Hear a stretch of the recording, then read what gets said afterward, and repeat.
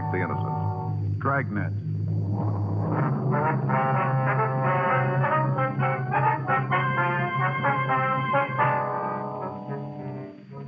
You're a detective sergeant. You're assigned to robbery detail. For the past 10 days, a gunman has been terrorizing the downtown area of your city. You know he's armed and dangerous. Your job? Stop him.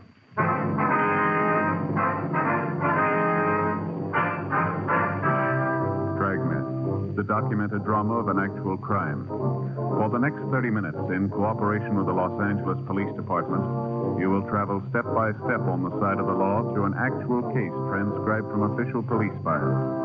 From beginning to end, from crime to punishment, Dragnet is the story of your police force in action. It was Tuesday, October 5th. It was raining in Los Angeles. We were working the night watch out of robbery detail. My partner's Frank Smith. The boss is Chief Detective Thad Brown. My name's Friday. I was on my way back from Metropolitan Division. It was 7:56 p.m. when I got to City Hall. Robbery squad room. Hey, buddy, you didn't have to make a special trip in to bring the tie. Well, I might have forgot it tomorrow and left it in the car again. Here you are. Oh, thanks. Hey, the card's still in the box, you want? No. Hey, look at this. Real pretty. Go good with my brown suit. Real silk, too, huh? Mm-hmm. That's a pretty clever idea, putting a name on a tie like that. Don't you think? Yeah. Yeah, I used to do the same thing with ink and paper when I was a kid. You know, put a gob of ink on the paper and then fold it over. Mm-hmm. And get some pretty weird-looking pictures. This name business makes a nice, neat tie pattern, don't you think, Joe? Yeah, if you don't mind the switch. On the name, you mean? Yeah. No. Unless you're looking for it, you wouldn't know it said Joe Friday. Here, take a look. See? This is how it's going to be when I'm wearing it. It's kind of hard to see. Yeah, well, as long as you're satisfied, you're the one that's going to wear it. Well, sure. Looks great to me. Of course, if you're going to turn your head sideways and read it, then you can see it says Joe Friday, but I don't think people are going to go to all that trouble. You think so? No, I don't think so. Did you talk Stoner? Yeah, says they'll meet us later. All right, better get going, huh? Yeah. Want to get your coat? It's coming down pretty hard out there. Right. You think it'll keep the suspect inside? I don't know. It isn't going to work for us. Hot shot. I got it.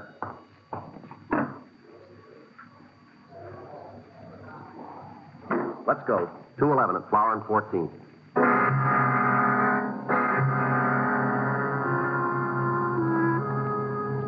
Frank and I left the office and drove out to the address. It was a small neighborhood liquor store.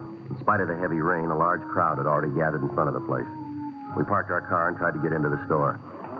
Let us through here, folks, please. Now, stop pushing. There's no reason to give you a special pass. Police officer, let us through. Oh, I'm sorry. I didn't know. It's all right. Let us through here.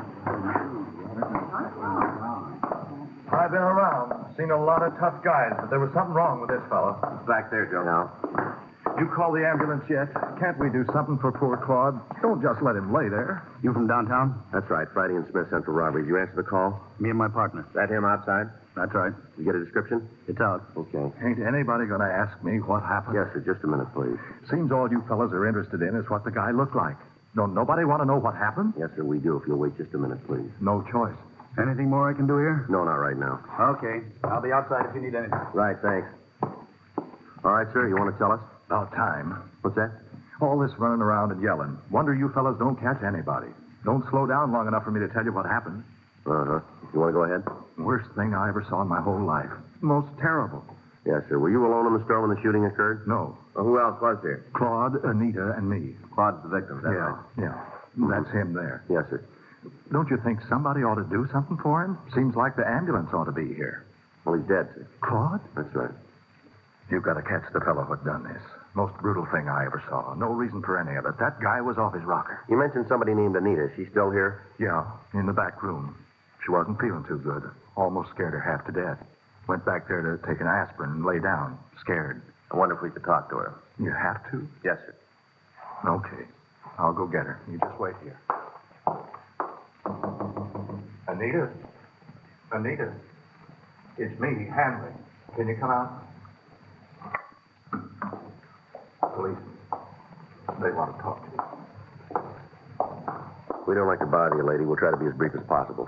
It's all right. Would you give us your name? This is Miss Anita Blaine. I'm Hanley Dawson. I don't think you told us your names. Miss Frank Smith. My name's Friday. Hello. How you doing, Aaron? Is there anything we can get for you, Miss Blaine? No, I'm all right now.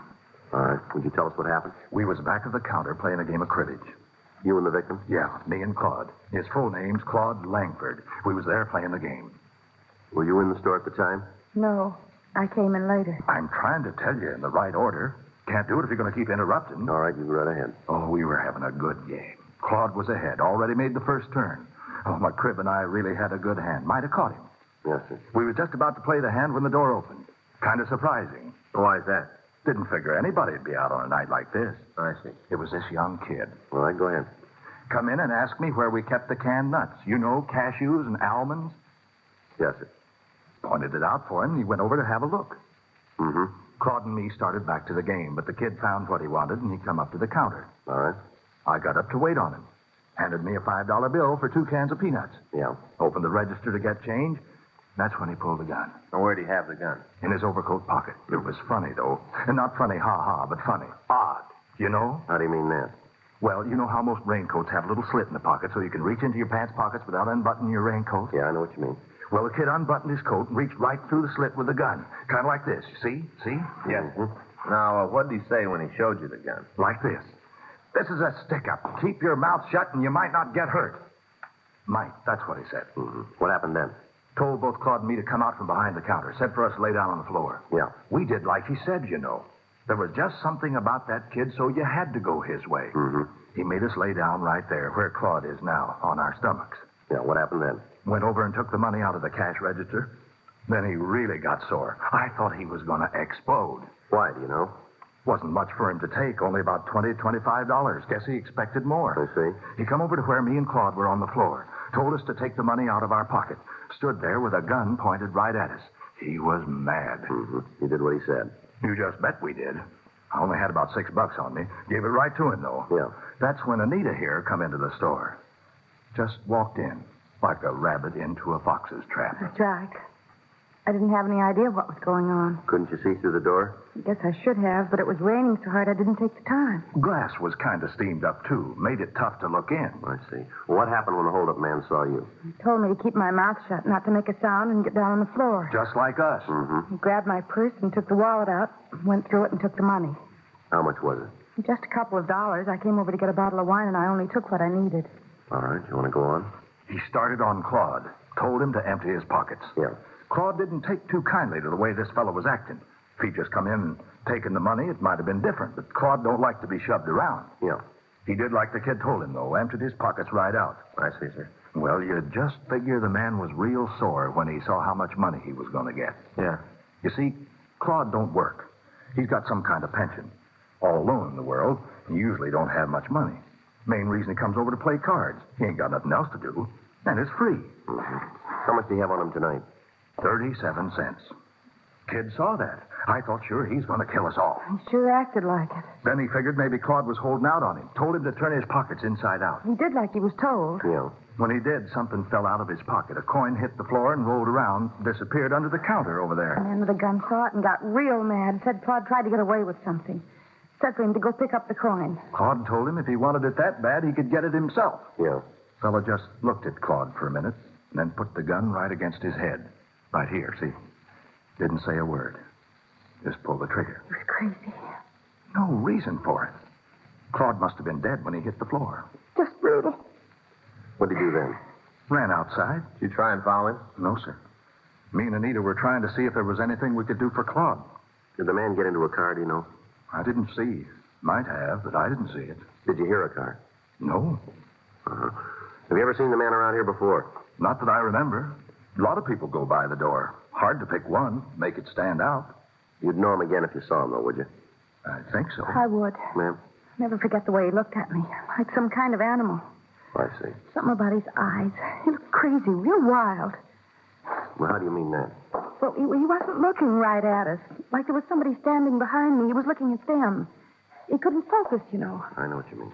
Say, did you see the coin that Langford dropped? No, just heard it hit the floor. Uh-huh. Find it? I think so. Look, sure doesn't make much sense. Take a look at it. Yeah. What is it? Streetcar token.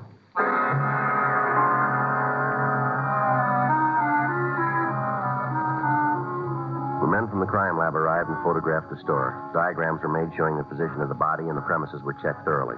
The victims were taken to the city hall to check the mug book. They were unable to make an identification. A canvass was started to the immediate area in the hope that we might be able to turn up a witness to the shooting. One of the uniformed officers talked to a newsboy who had seen a man run from the liquor store. Frank and I went down to talk to him. Yeah, I saw him. I heard this noise like a backfire, and then this fella come out of the store and started to run down the street. You get a good look at him? No, he went down that way, away from me. You see if he got into a car? No, he ran around the corner.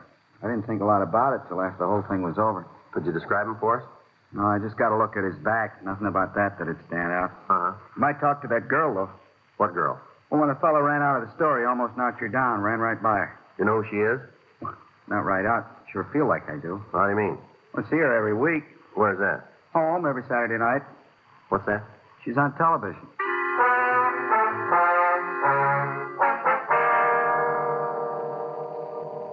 From the witness, we got the time of day of the television show. We contacted the network and obtained the information that the girl's name was Betty Martin. They went on to tell us that she was working in a nightclub in Beverly Hills. Frank and I drove out to see her. She was sitting at a table talking to some people, and we asked the waiter to tell her we'd like to see her. Hello, you want to see me? Yes, ma'am. Would you sit down, please? Thank you. Here, I'll get that chair for you. What can I do for you? We're police officers, Miss Martin. This is Frank Smith. My name's Friday. How do you do? Hello. We understand that you're in the area of 14th and Flower tonight. Is that right? That's right. Why? Well, there was a hold-up and shooting down there. It's possible that you might have seen the man who did it.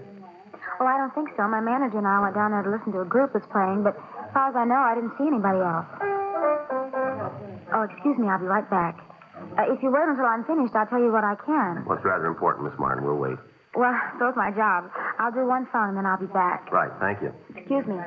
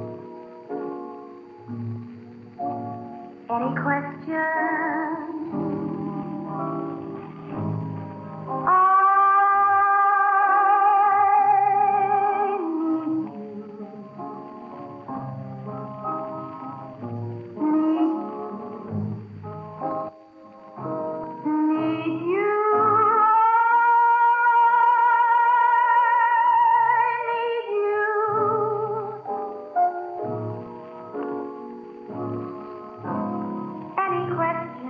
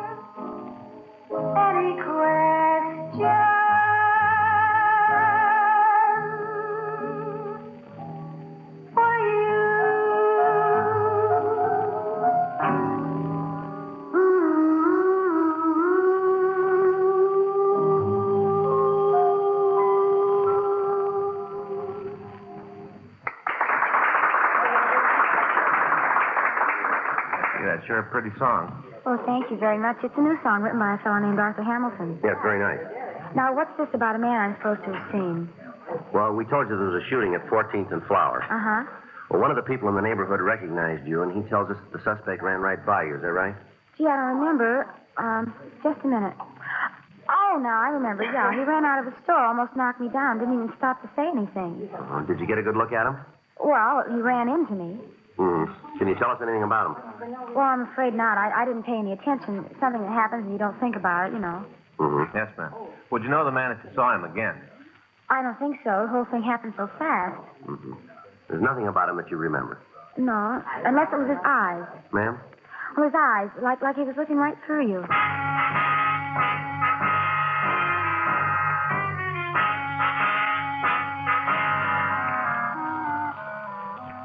11:46 p.m. Frank and I went back downtown. The search for the killer had spread throughout the city. Additional units from all divisions were called in to help.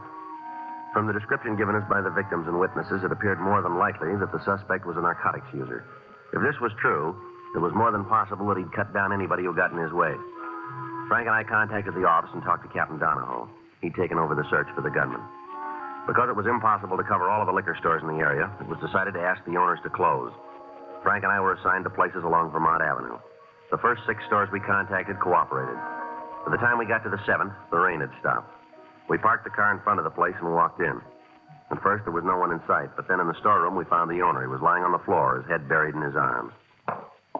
You go away. Leave me alone. You all right?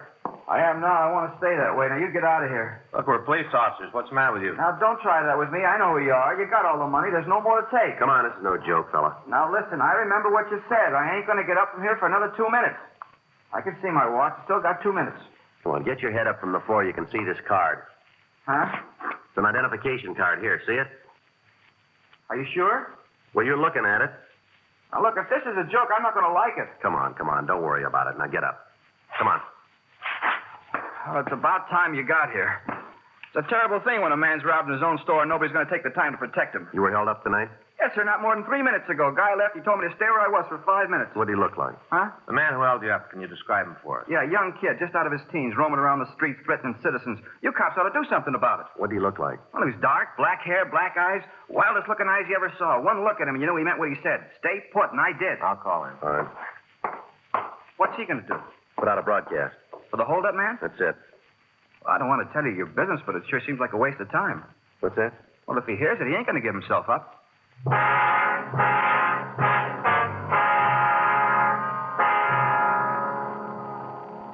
The broadcast was put out to all units. From the description given by the victim, we were sure it was the suspect. All of the cars on the perimeter of the search area were drawn in, and the entire vicinity was surrounded. It took a little over 20 minutes to get the cars into position. Frank talked with Captain Donahoe at the corner of Vermont Avenue and Beverly Boulevard. After the meeting, he came back to the car. Well, that does it. Yeah? Area's secure. Were they trying to nail him down? No. We figured to keep the area surrounded, wait till morning, and then move in. You think he's still here? We'll know in 3 hours.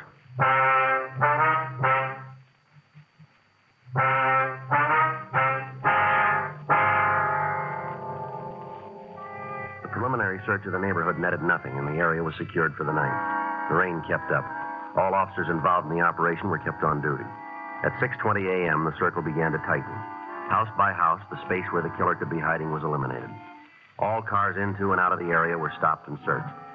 7:15 a.m., the perimeter began to narrow. At 8:46 a.m., a call went out to all units. All units on special detail in the vicinity of Vermont Avenue and Beverly Boulevard regarding the suspect wanted for murder.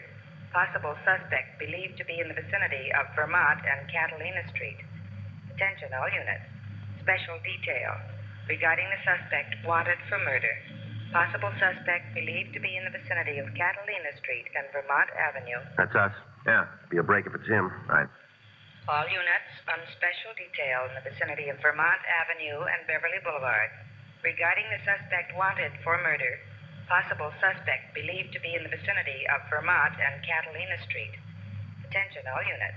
Special detail regarding the suspect wanted for murder. Possible suspect believed to be in the vicinity of Catalina Sure Street doesn't make and sense. Vermont Avenue. Why do you kill a man for a streetcar token?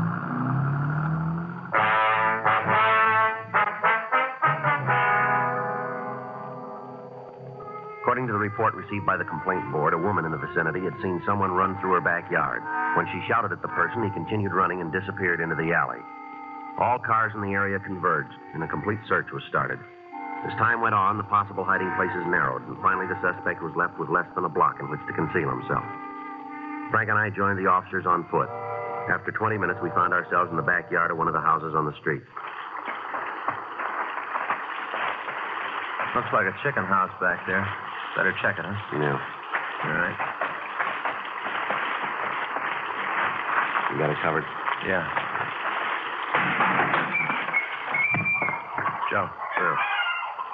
All right, come on out. Keep your hands where we can see him. Don't shoot, now. Please don't shoot. I give up. Stand still. Right where you are. I'm doing like you say. Don't shoot. All right, get up against that wall. Come on. Put your hands up there. On the wall. 38 revolver. I'd have given it to you. I don't want any trouble. Always works out that way, doesn't it? What do you mean? You guys are big as long as you're holding the gun. As soon as somebody else has got it, you fall apart, don't you? I don't want no lectures, cop. Just take me in. That's all you got to do. Take me in and make a booking. We'll do that. We'll end up on a limb anyway. You got nothing to hold me on. Is that so? Yeah, I've been around cops a long time. I learned it the hard way. Don't tell them nothing. That's the way to make it. Don't tell them nothing. Well, you missed one of the big points. Huh? This gun you were carrying. Yeah. Maybe that'll tell us.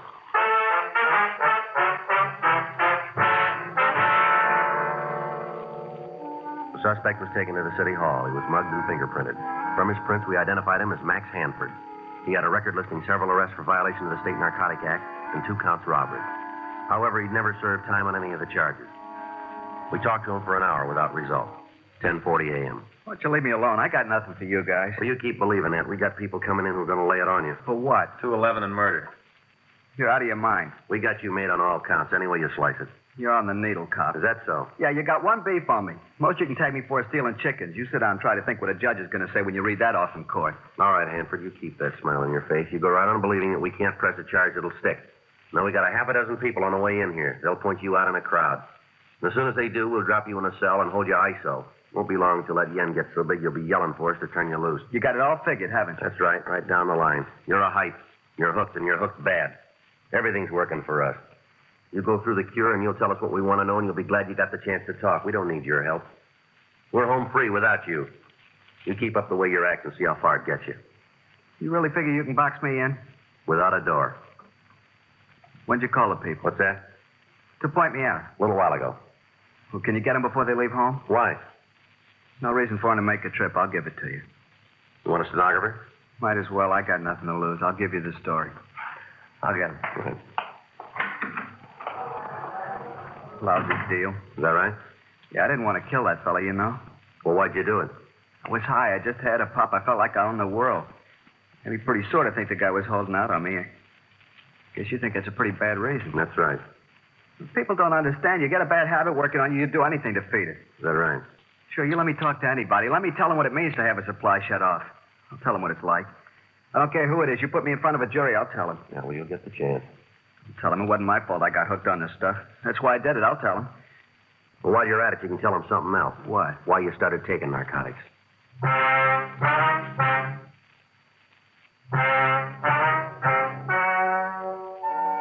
The story you have just heard is true. The names were changed to protect the innocent. On February 16th, trial was held in Department 97, Superior Court of the State of California, in and for the County of Los Angeles.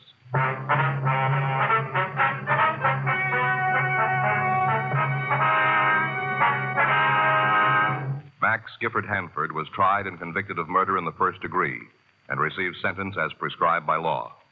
Because the jury failed to return a recommendation for clemency, he received the maximum sentence and was put to death in the lethal gas chamber at the State Penitentiary, San Quentin, California.